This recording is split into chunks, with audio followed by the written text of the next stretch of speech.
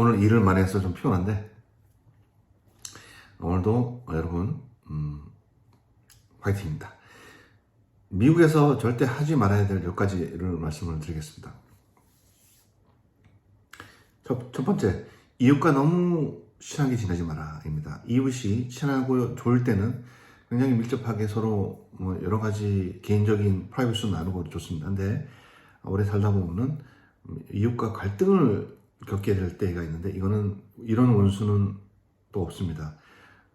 북한과 남한이 밀집해 있는 그 비무장지대에 사는 거랑 똑같습니다. 그만큼 어렵습니다. 그래서 이웃과 너무 친밀하게 지내는 것은 안 좋습니다. 상호 존중 정도 이상은 친밀하게 지내는, 내가 뭐가 있는지, 젓가락이 몇 개 있는지, 숟가락이 몇 개 있는지 알릴 필요가 전혀 없다. 이게 문화적으로 차이가 큽니다. 두 번째, 집에 아무나 초대하지 마라입니다. 한국은 문화적으로 집에 초대해서 사람들 먹이고 이런 게 중요하죠. 이제 아무나 초대해서는 안 됩니다. 이 집에 오는 사람들이 만약에 다른 마음 먹고 인종도 다양하고 또 뭐 한국 사람들 중에서도 때로는 친하게 지내더라도 또 적이 될 수가 있고, 그러니까 한국에서 뭐 이렇게 이웃 간에 이웃 사촌이라는 얘기 했잖아요. 잘 나가다가 안 좋아지면은 뭐 안 먹으면 되는데 여기서는 이게 굉장히 어렵습니다. 예, 그래서 집에 아무나 초대하는 것이 아닙니다. 그래서 경험이 없으신 분 처음에는 처음 이사 와서 막 여러 사람들 초대하고 그러는 게 있는데 좋아요. 나는 그렇게 좋은 마음인데 받아들이는 사람은 굉장히 마음에 좀 악마 같은 사람들이 있어요. 그래서 집에 아무나 초대하는 것은 절대 안 된다. 그 다음에 이 집에, 미국은 총기가 소지가 합법입니다. 그러니까 아무나 초대해서는 안 됩니다. 그 다음에 마약하는 사람도 많고, 겉은 멀쩡해 보여도 이상한 사람들이 참 많습니다. 세 번째, 악연을 스스로 만들지 마라입니다. 악연은 한국 사람도 될 수 있고 미국 사람도 있고 뭐 스포츠 뭐 클럽에 갔을 수도 있고, 악연을 계속하게 되면은 둘 중 하나가 첫 번째, 재정적으로 미국은 아무나 소송을 겁니다. 엄청 많은 소송이 캘리포니아에 많아요. 두 번째, 아까도 말씀드렸다시피 총을 소지할 수가 있습니다. 악연이 있을 수가 있어요. 그래서 악연은 그런 갈등들을 잘 해결되고 애무코버하게 상호 리스펙하는 상황에서 조금 멀리 둘 필요가 있습니다. 그래서 악연을 스스로 감정적으로 대처를 하게 되면은 한번 때리고 맞고 끝나지, 이게 아닙니다. 여기서는 굉장히 위험합니다. 네 번째, 예의 없이 오지랖 넓히지 마라. 몇 살이에요? 그 다음에 어디 살아요? 뭐 무슨 직장 다녀요? 거기서 뭐 해요?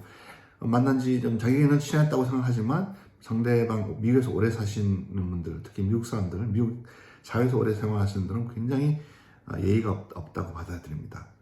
오지랖 넓히는 것은 한국에서도 요즘은 안 좋죠.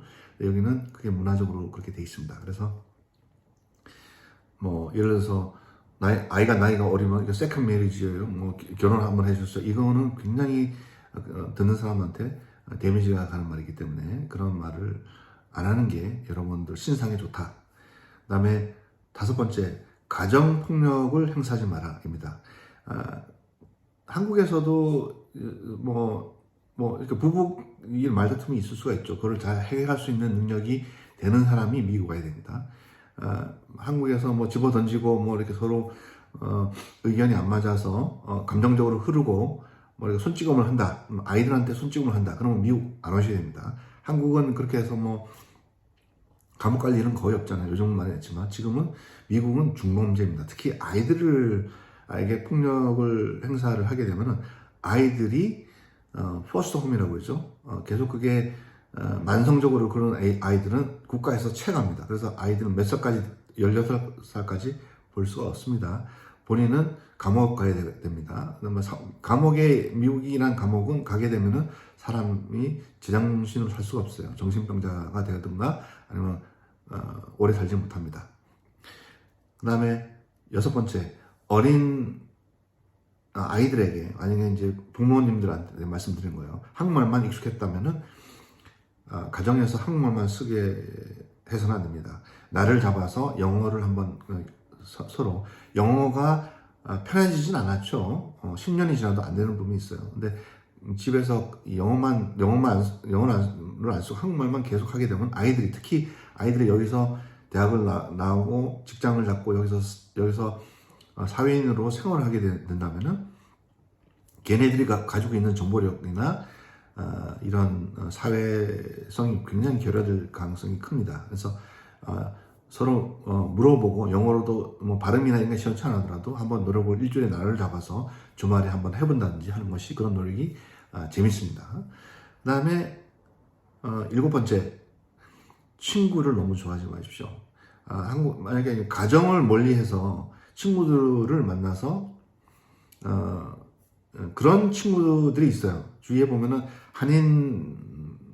한인끼리 모여 살면서 365일 한인들만 만나고 그 친구 뭐 몇 명 안에서만 계속 죽을 때까지 사는 사람이 있습니다. 그 사람들은 그 사는 범위가 너무 협소하고, 그 다음에 술을 좋아하기 때문에 항상 사고를 쳐요. 그러니까 술을 밖에서 먹어야 되잖아요. 집에서 못 먹으니까. 집에서 먹으면 음주운전 걸리면 여기는 굉장히 어렵습니다. 몇 천만 원씩 깨집니다. 그리고 그런 생활 자체가 미국에서는 맞지가 않아요. 친구를 좋아하면은. 제가 방송에서 몇 번 얘기한 적이 있습니다. 친구란 게 제 나이대쯤 되면 아실 거예요. 10대 친구, 20대 친구, 30대 친구 다 다르고 점점 작아집니다. 왜냐면 처음에는 뭐 같은 동네에 살다가 뭐 가진 거 없이 컸어요. 근데 뭐 학교가 갈리고, 직장이 갈리고, 직장에 계속 다니는 친구가 있고, 사업하는 친구가 있고, 직장을 잃은 사람이 있고, 이혼한 친구가 있고, 계속 이게 자기 주위 환경이 바뀌기 때문에 의기소침한다든지, 아니 아예 그 장소에 나타나지 않거나 이렇게 멀어지게 돼 있습니다. 특히 재산의 차이 날 때, 남자 같은 경우는 사회적인 지위와 재산이 이렇게 차이 나기 시작하는 40대부터 50대까지 친했던 친구들이 다 떨어져 나갑니다. 그러니까 그런 것들을 받아들일 준비가 돼야겠죠. 그러니까 친구를 너무 좋아하면은 안 된다 입니다. 그래서 친구가 좋죠, 있으면은. 근데 친구만 만나고 친구들하고만 뭐 교제만 하면 안 되고, 가정 중심으로 가야 됩니다, 미국은. 그 다음에 8번째, 한국 사람들만 만나서는 안 됩니다. 미국에 살면서 한국 사람들만 만나면은 저번에 말씀드렸다시피 사회가 너무 좁아요. 나쁜 소문은 금방 퍼집니다. 그 다음에 거기서 오는 정보력, 아줌마들이 있어요. 여기도 치맛바람이 세기 때문에. 근데 아줌마는 대학은 영어 한마디 못하라도 아이들이 좋은 학교를 가요. 근데 50% 이상이 그 좋은 학교 보냈던 아이들이 미국 생활에 적응을 못하거나 과를 바꾸거나 엄마 아빠가 얘기했던 대로 하다가 나중에 30 넘어서 과를 바꾸거나 자기 원하는 인생을 사는 그런 사람들은 너무 수두기로 많이 봤습니다. 자기가 적극적으로 이 나라에서 살고 문제를 해결하는 능력은 학교는 아니라는 거예요. 그러니까 그대로 전수를 해서 아이들한테 배우게 되면 아이들이 사회적으로 크진 않습니다. 사회적으로 크지 않으면은 거기서 그 밥에 도토리가 되는 거예요. 그 안에서 좁은 데서 걔도. 그러니까 그런 좋은 학교 가면 좋죠. 하지만 스스로 할 수 있도록 배려를 하고 자기 인생을 자기가 적극적으로 개척해 나갈 수 있도록 하는 것이 부모의 역할이지, 그 이상을 하게 되면은 헬리콥터 마음이랑 데드가 되는 거죠. 그래서 어린 그런 것들은 좀 하지 마라 이렇겠죠. 그 다음에 9번째, 그죠? 9번째, 미국 사회를 부정적으로만 보시는 분들이 있어요. 그러니까 사건 많죠. 미국에 총기 사고 많죠. 뭐 학교에서 어린 아이들이 총격으로 사망하죠. 미국은 3억 5천만, 4천만이 모여 삽니다. 물론 총기가 소유이기 때문에 총기 사고가 많이 나요.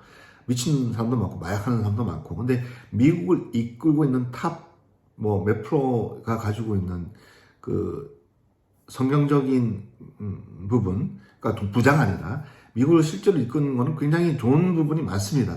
실질적으로 그걸 혜택을 가장 많이 받는 나라 중에 하나가 또 한국이고, 그렇기 때문에 미국을 너무 한쪽으로 치우쳐서 부정적으로만 보시게 되면은 여기 와서 삶을 살 때 그것 봐라, 이거는 잘못됐고 저건 이게 한국이 훨씬 좋지, 미국이 이게 뭐냐, 이거 후진적인데 한국이 훨씬 좋지, 계속 이렇게 비교하면서 여기 있는 사람도 힘들고 여기 있는 주위 사람들도 힘들게 하는 사람이 있습니다.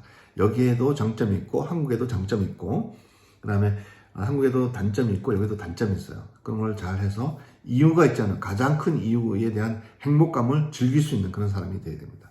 마지막 10번째, 학연지연, 자식 재산 자랑하지 마라. 이거는 뭐 누구한테는 똑같아요. 전문 쓸 때는 학벌을, 대학을 어디 나왔는지, 그 다음에 내가 누구를 아는지, 그 다음에 좀 커서는 아이가 뭐 어느 해서 뭘 전공해서 뭘 엄청 잘하고 닥터가 됐다든지, 그 다음에 재산이 얼마인지, 이러는 거 부질없습니다. 왜냐하면 한국은 아주 선진국화돼 있지만 미국의 부자나 미국의 그런 학벌이 특히 여기 지역은 명함도 못 냅니다. 한국에서 오신 분들은. 그러니까 섣불리 여기 사람들이, 만나는 사람들이 소수라고 해서 그 사람보다는 좀 낫다라고 판단해서 업신여기거나 제가 우쭐대는 사람들이 있어요.